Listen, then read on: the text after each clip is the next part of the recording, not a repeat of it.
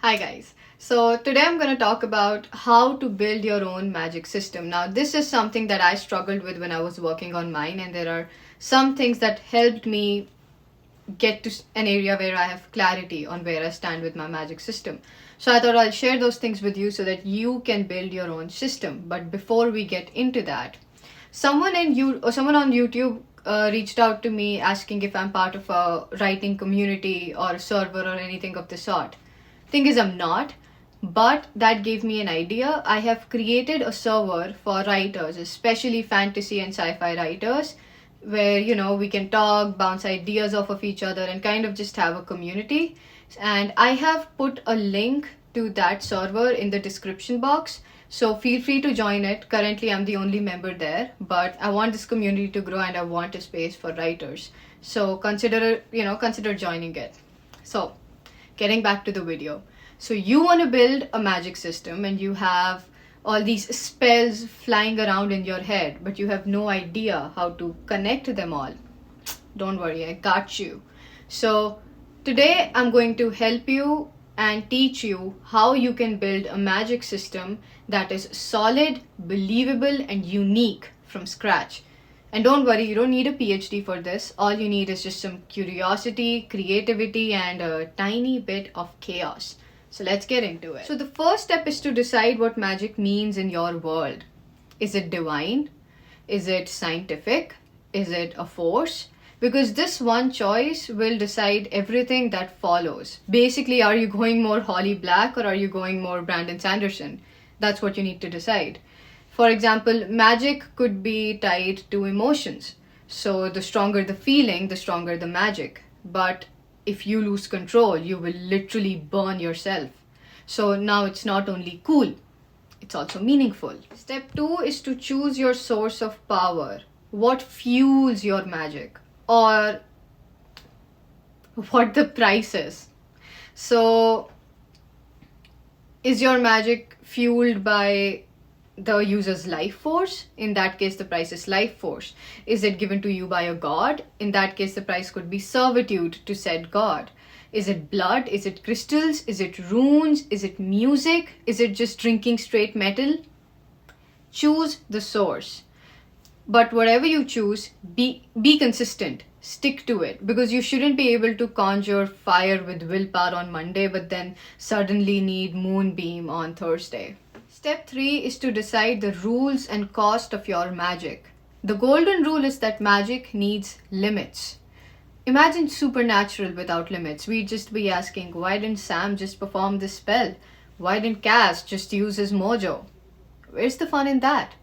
So ask yourself, what can magic not do and what does it cost the user to do it? Maybe it ages them, maybe it drains energy, maybe it corrupts the soul.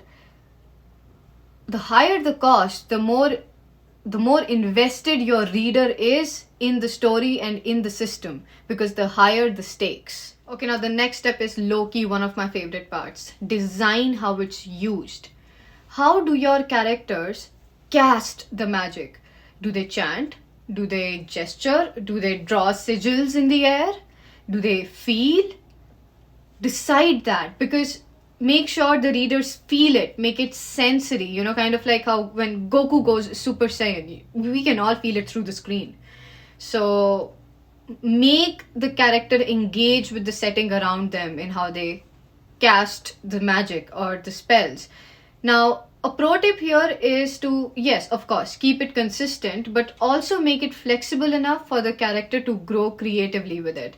For example, like previously, they might need to focus a lot or they might need to draw sigil to cast a spell, but now they can simply do it with a flick of the wrist, or just with their eyes. For example, Sam at some point would have to chant the exorcism thing and exorcise the demons, but when he was high on demon blood, he could just and exorcise.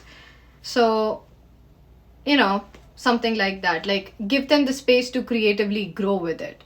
This is my next favorite part. How does magic affect society? Now, magic does not exist in a vacuum, okay? Who can use magic? Who fears it? Who is banned from using it? World building gets 10 times richer when you show how magic affects society, class, politics, and daily life. Like, imagine a world or a kingdom that is powered by spell stones, but then a church that condemns mages. Instant drama, instant plotline. This is one of my favorite things about magic, showing how it interacts with the world around it. So the last step is to evolve your magic. Your magic should not be static. Your system should grow with your story.